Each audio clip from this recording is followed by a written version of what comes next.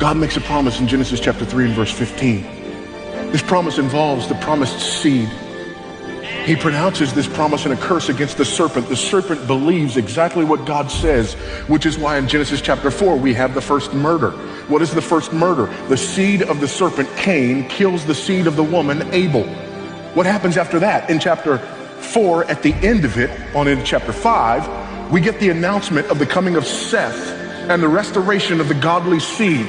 Then in chapter 5, we get a genealogy. And so there are 10 generations from Adam to Noah through the godly line of Seth. God wipes out the world in the flood, and he preserves Noah, Shem, Ham, Japheth, and their wives. Why is this important? Because you got to have husbands and wives in order to have seed. The seed that was promised still had not come to fruition.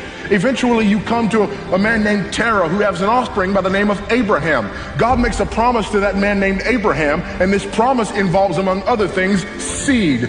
But this promise is rather significant because he and his wife, particularly his wife, too old for seed. So how do you get promised seed if the seed-bearing woman is too old for seed? The answer is God must intervene. No. The answer is we got to find somebody else. Hagar. Wrong answer. God didn't say a seed, he said the seed. Ishmael was a seed, but not the seed. Isaac is the seed. Isaac then goes on, and they have twins. Which one is it going to be? Certainly it's going to be the older. No, this is not about birth order. This is about election. The older will serve the younger. So it's not Esau, it's Jacob. Jacob goes forth, and if seed is going to come, certainly Jacob's got to find a wife. He goes to Laban, and he meets Laban's daughter and falls in love and thinks he's found the one. 7 years he works, and he gets married and wakes up next to the other one. And you thought it was a love story, but it was not a love story. It was an election story. The one whom he loves cannot bear children. Told way later in the story when she gives birth to a son named Joseph and then one named Benjamin, and then she dies. Joseph is loved above all of his brothers because he was the beloved son of the beloved wife, but he was not the promised seed. The woman that he didn't even want when her sister couldn't have children, she did. And she proceeded to give birth to Reuben, Simeon, Levi, the father of the priesthood, and Judah.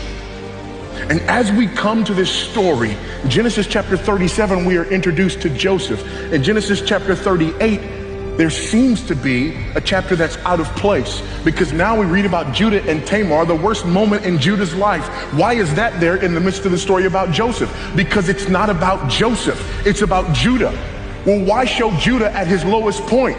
Because God has to redeem Judah for him to take his place as the head of the family and to be identified as the promised seed because of the electing work of God. And so God redeems Judah. And in what moment do we see Judah's redemption? When Judah says to his father, Jacob, send me with the boy Benjamin. I know you love him. And if anything happens to him, I will be his substitute. Joseph tries them.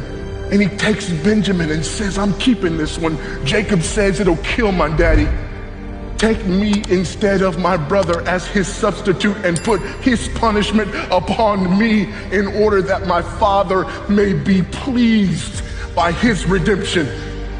Does that sound familiar? Judah goes on to have a son. It's a great-grandson. And his name is David. David, just like his father Judah, shows up on the scene like this great-grandfather of his. And what does he do when he shows up on the scene? When he's finally identified and the promised seed brings forth his presence with authority, he walks down into a valley where there's been a giant who made this proposition: send me a man to fight with me.